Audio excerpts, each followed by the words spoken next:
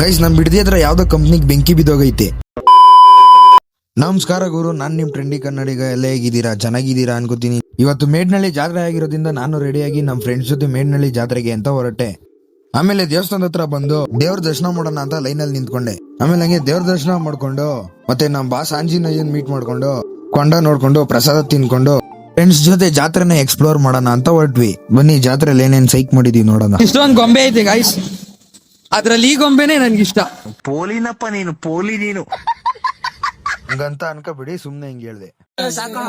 Guys ಫೇಸೇ ಕಾಣಿಸ್ತಾ ಇಲ್ಲ. ಸೂರ್ಯ ಅಷ್ಟೊಂದು ಸೈಕ್ ಮಾಡ್ತಾವ್ ನಮ್ಗೆ ಎಲ್ಲಾರ್ಗು ಸೇರ್ಕೊಂಡು. ನಿನ್ಗೆ ಒಳ್ಳೇದಾಗ್ತದೆ, ನಿನ್ಗೆ ಸೂರ್ಯ ಒಳ್ಳೇದಾಗ್ತದೆ ನಿನ್ಗೆ. ಆಮೇಲೆ ನನ್ನ ಫ್ರೆಂಡ್ ಹಂಗೆ ಒಂದು ಫನ್ನಿ ವಿಡಿಯೋ ಮಾಡೋಣ ಅಂತ ಕರ್ಕೊಂಡೋದ. ಹಂಗೆ ಆ ಫನ್ನಿ ವಿಡಿಯೋ ಎಲ್ಲ ಮುಗಿಸ್ಕೊಂಡು ಹೋಗ್ಬೇಕಾದ್ರೆ ನನ್ನ ಫ್ರೆಂಡ್ ಮದ್ದು ಕನ್ನಡಿಗ ಸಿಕ್ಕಿದ್ರು, ಅವ್ರನ್ನ ಮಾತಾಡ್ಸ್ಕೊಂಡು ಮತ್ತೆ ಹಂಗೆ ನನ್ನ ಹಳೆ ಫ್ರೆಂಡ್ಸ್ ಗಳು ಸಿಕ್ಕಿದ್ರು, ಅವ್ರ ಜೊತೆ ಹಂಗೆ ಕೊಬ್ನಾಲ್ ಕುಡ್ಕೊಂಡು ನನ್ನ ಫ್ರೆಂಡ್ ಜೊತೆ ಜಾತ್ರೆ ಎಲ್ಲ ತಿರ್ಗಾಡೋಣ ಅಂತ ಮತ್ತೆ ಹೊರಟೆ. ನನ್ನ ಫ್ರೆಂಡ್ ಏನೋ ಹೇಳ್ತಾನೆ ಅಂತ ಕೇಳಿಸ್ಕೊಳ್ಳಿ. ಹೆಂಗೈತೆ ಮಚ್ಚಿ ಜಾತ್ರೆ? ಹೌದಾ? ಹೌದು.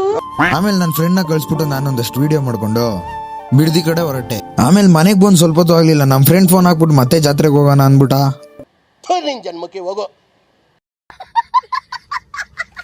ಆಮೇಲೆ ಹಂಗೆ ನಡ್ಕೊಂಡು ಟೊಯೋಟಾ ಕ್ರಾಸ್ ಹತ್ರ ಬಂದಾಗ ಎಲ್ಲ ಬೆಂಕಿ ಬಿದ್ದಂಗೆ ಕಾಣಿಸ್ತಾ ಇತ್ತು. ಆಮೇಲೆ ಇಂಡಸ್ಟ್ರಿಯಲ್ ಏರಿಯಾದಲ್ಲಿರೋ ನನ್ನ ಫ್ರೆಂಡ್ ಫೋನ್ ಮಾಡಿ ಕೇಳಿದಾಗ ಥರ್ಮೋಪ್ಯಾಕ್ ಅನ್ನೋ ಕಂಪ್ನಿಗೆ ಬೆಂಕಿ ಬಿದ್ದೈತಿ ಅಂತ ಹೇಳ್ದ. ಸರಿ ಏನಾಯ್ತು ಅಂತ ಅದ್ರ ಬಗ್ಗೆ ಎಲ್ಲ ಕೇಳ್ಕೊಂಡು ಮತ್ತೆ ಉಮಾರು ಮತ್ತೆ ಮುರಳಿ ಬಂದ್ಬಿಟ್ಟು ಮತ್ತೆ ಜಾತ್ರೆಗೆ ಹೋಗೋಣ ಅಂತ ಕರ್ಕೊಂಡು ಹೊರಟ್ರು. ವಿಡಿಯೋ ಇನ್ನೂ ಕಂಟಿನ್ಯೂ ಆಗುತ್ತೆ.